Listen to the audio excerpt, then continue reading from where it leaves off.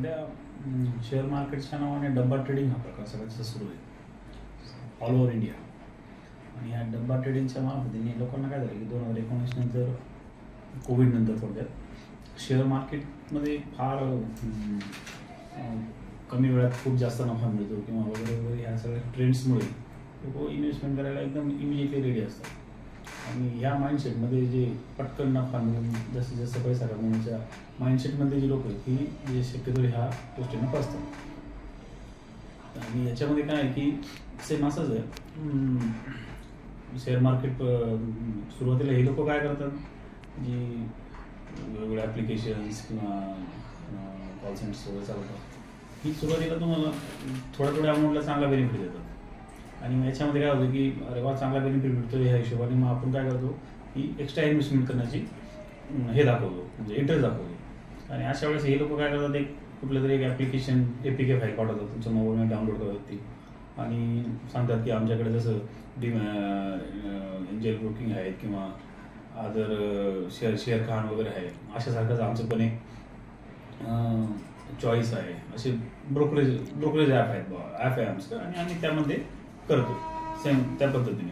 आणि मग हे APK फाईल पाठवली की त्याच्यामध्ये मग ते सगळं डिटेल्स वगैरे भरून घेतं, पण ते ॲक्च्युली फेक फाईल असते आणि त्याच्यामध्ये तुम्ही जे अमाऊंट इन्व्हेस्टमेंट करता ती शो करते, त्याच्यावरती भरपूर नफा झाला असं दाखवतो. पण ॲक्च्युली तुम्ही जेव्हा क्रेडिट करायचं ते क्रेडिट होत नाही आणि मग मल्टिपल रिझन देऊन मग ती अमाऊंट जी आहे ती मग वेगवेगळ्या अकाउंटला उतरवली जाते आणि मग ती आयदर कॅश विड्रॉल म्हणा किंवा USDच्या माध्यमातून ट्रान्सफर केली जाते. ते ॲक्च्युली तक्रारदार आणि हे सगळे आरोपी हे जवळपास 1.5-2 महिन्यापासून यांचं हे चालू होतं key benefits sorry share market संदर्भात. मग तक्रारदारांनी सुरुवातीला थोडासा पैसा टाकला होता आणि त्यात त्यांना बेनिफिट भेटला आणि मग तिथून त्यांचं हे सगळं सुरू झालं. आणि ज्यावेळेस तक्रारदारांची अमाऊंट एक स्पेसिफिक 2-3 लाखापर्यंत गेली, तक्रारदारांना वाटलं की बाबा आता आपण विड्रॉल करूया. त्या विड्रॉलला काही ऑप्शन नव्हतं.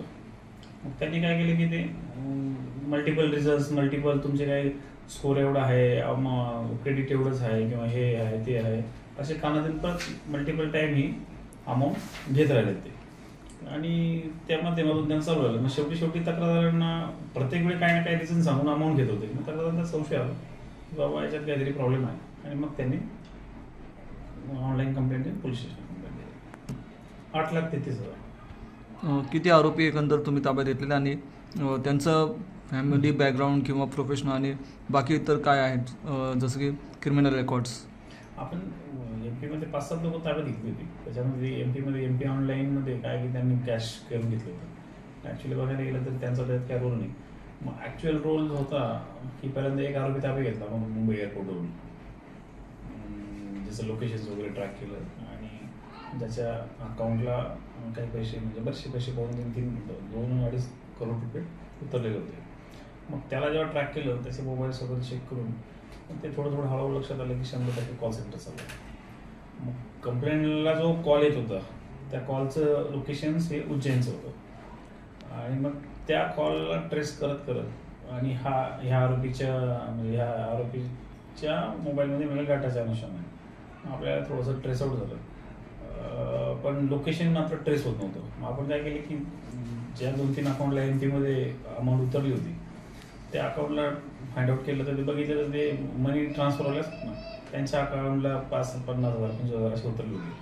मग त्याच्यापैकी आपण 3-4 ते मनी ट्रान्सफरवाले ताब्यात घेतले आणि इन बिटवीन काय झालं की त्यांच्याकडे इंट्रोव्हेट करत असताना एकानं सांगितलं की सर कालच एक जण आला होता, त्यांना सर घेऊन गेला आणि मग त्याच्याकडे एवढ्याकडे CCTV फुटेज होतं. ते आपण CCTV फुटेज चेक केलं, थोडंसं गाडी ट्रॅक ऑन केली, गाडीचा नंबर वगैरे फाइंड आउट केला आणि ती बरोबर गाडी MP निघाली आणि मग आपण त्या ट्रॅक केलं.